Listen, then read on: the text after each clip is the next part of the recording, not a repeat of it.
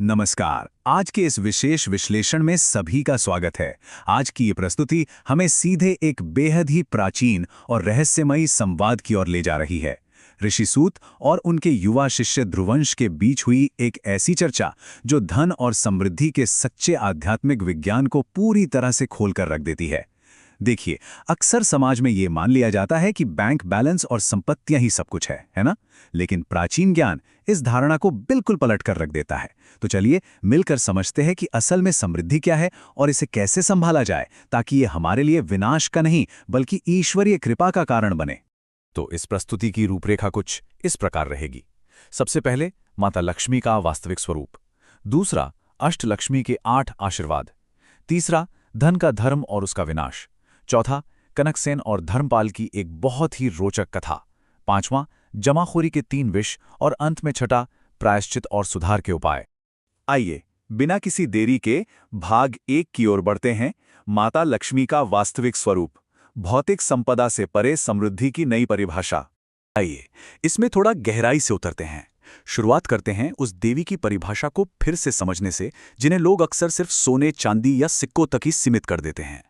माता लक्ष्मी का वास्तविक स्वरूप असल में श्री है, यानी तेज, सौंदर्य, शुभता और ब्रह्मांडीय कृपा। ये वो शक्ति है जो पूरी सृष्टि को धारण करती है। पुराणों का वो प्रसंग याद है जब समुद्र मंथन के दौरान माता लक्ष्मी लुप्त हो गई थीं। तब पूरे ब्रह्मांड में पतन और क्षय का दौर शुरू हो गया था।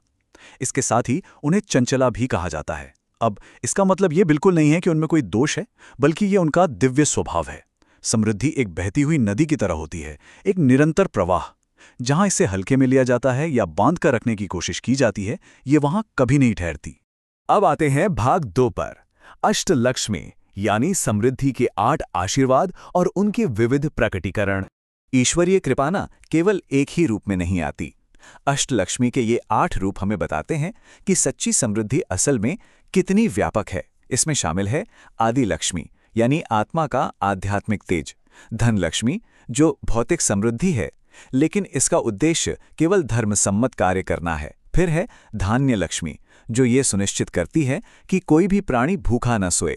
इसी तरह समाज में न्यायपूर्ण ढंग से शासन करने के लिए गजलक्ष्मी, परिवार की निरंतरता के लिए संतान लक्ष्मी और मुश्किलों से डटकर लड़ने के लिए वीर लक्ष्मी का साहस मिलता है। विजय लक्ष्मी वो जीत है जो छल कपट से नहीं बल्कि सत्य से प्राप्त होती है। और अंत में विद्या लक्ष्मी, ज्ञान की वो अमूल्य संपदा जिसे कोई कभी चुरा या नष्ट नहीं कर सकता। सच मानिए, एक पूर्ण और संतुलित जीवन के लिए इन सभी का होना बहुत जरूरी है। चलिए आगे बढ़ते हैं भाग 3 की तरफ, धन का धर्म और विनाश, ईश्वरीय आशीर्वादों को प्रबंधित करने के नियम। जब इतने तरह के आशीर्वाद मिलते हैं तो उनके साथ एक बहुत बड़ी जिम्मेदारी भी आती है। धन कोई निजी संपत्ति नहीं है, ये एक पवित्र धरोहर है जो हमें दूसरों के लिए सौंपी गई है। धन का सही उपयोग 3 मुख्य स्तंभों पर टिका है: सेवा, दान और सत्य। धन का प्रवाह हमेशा बाहर की ओर जरूरतमंदों की तरफ होना चाहिए। दान हृदय को विनम्र बनाए रखता है और सबसे बड़ी बात, केवल सत्य और ईमानदारी से कमाया गया धन ही असल में फलदायी होता है। ये बिल्कुल ऐसा है कि जो नदियां स्वतंत्र रूप से बहती हैं वो पूरे इलाके को हरा भरा कर देती हैं, लेकिन जो नदियां एक जगह रुककर स्थिर हो जाती हैं वे दलदल और विषैला पानी बन जाती हैं। अब यहाँ जो बात सचमुच दिलचस्प है वो ये है कि गलत तरीके से इस्तेमाल किया गया धन कैसे विनाश लाता है। यहाँ 6 विनाशकारी तत्व बताए गए हैं: अहंकार, लोभ, अत्यधिक भोग, मोह, अधर्म और असंतोष। ग्रंथों में साफ चेतावनी दी गई है कि गलत तरीकों से कमाया गया धन एक ऐसा अभिशाप है जिसका कर्मफल 3 पीढ़ियों तक भुगतना पड़ता है। और सबसे बड़ा मोह या भ्रम तब पैदा होता है जब इंसान अपनी नेटवर्थ को ही अपनी आत्मा की सेल्फ वर्थ समझ बैठता है। आध्यात्मिक रूप से ये सबसे खतरनाक स्थिति है। इसी बात को और स्पष्ट करता है हमारा भाग 4, कनकसेन और धर्मपाल की कथा, जमाखोरी बनाम दान की एक कहानी। इस पूरे विचार को धरातल पर समझने के लिए एक ही शहर के 2 व्यक्तियों की यह कहानी धर्म और अधर्म के अंतर को बिल्कुल साफ कर देती है। एक तरफ है कनकसेन, एक ऐसा अमीर व्यापारी जिसने ज्यादा मुनाफे के लालच में अनाज के 10 गोदामों में ताला जड़ दिया। और दूसरी तरफ है धर्मपाल, एक सीधा सादा किसान जिसने अपनी आधी फसल भूखे गांव वालों को मुफ्त में बांट दी। अब ब्रह्मांड का नियम देखिए, कनकसेन के बंद गोदामों में अनाज सड़ने लगा, बीमारियों फैलीं, उसका बेटा सारी संपत्ति जुए में हार गया और अंततः गोदामों में आग लग गई। वहीं दूसरी ओर धर्मपाल के दान से प्रसन्न होकर एक घूमते हुए साधु ने उसे आशीर्वाद दिया। उसके खेतों में सबसे पहले बारिश हुई और चमत्कारिक रूप से उसकी फसल लहलहा उठी। और अंत में क्या हुआ? भिखारी बन चुके कनकसेन को उसी धर्मपाल ने अपने घर पर ससम्मान भोजन कराया। और ये बात बहुत ही शानदार तरीके से दर्शाती है कि इस ब्रह्मांड की अर्थव्यवस्था असल में कैसे काम करती है। कनकसेन ने सब कुछ बचाने के चक्कर में अपना सब कुछ खो दिया, जबकि धर्मपाल ने सब कुछ बांटकर सब कुछ पा लिया। ये कोई संयोग नहीं था, ये कड़े कर्म फलों का विज्ञान है। समृद्धि हमेशा खुले हाथों से ही निरंतर प्रवाहित होती है, बंद मुट्ठी में तो वो दम तोड़ देती है।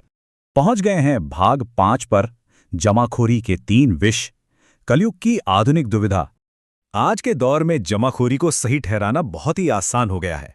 अक्सर सुनने को मिलता है ना, भविष्य अनिश्चित है, या ये मेरी कड़ी मेहनत की कमाई है, इसे मैं क्यों बांटूं। ऋषि सूत के अनुसार ये कोई तार्किक विचार नहीं है, बल्कि ये अलक्ष्मी की फुसफुसाहटें हैं। अलक्ष्मी, जो कि दुर्भाग्य और छाया की देवी हैं, तर्क और समझदारी का वेश धारण करके इंसानों के भीतर से करुणा को ही छीन लेती हैं। जमाखोरी इंसान के भीतर 3 तरह के धीमे विष घोल देती है। पहला विष, हृदय का कठोर हो जाना। जब दूसरों का दुख देखकर भी अनदेखा कर दिया जाए तो धीरे धीरे इंसान की संवेदनाएं मर जाती हैं। दूसरा विष, अगली पीढ़ी का पतन। बिना किसी उद्देश्य और बिना मेहनत के जो अथाह धन बच्चों को विरासत में मिलता है, वह उन्हें ब्रह्मांड के गलत नियम सिखाता है और पूरी तरह से आलसी बना देता है। और तीसरा विष, पहचान का उल्टा हो जाना। जब व्यक्ति ये सोचने लगे कि पैसों के बिना उसका अपना कोई वजूद ही नहीं है, जब भौतिक संपदा ही एकमात्र पहचान बन जाए, तो अंत में केवल खोखलापन बचता है।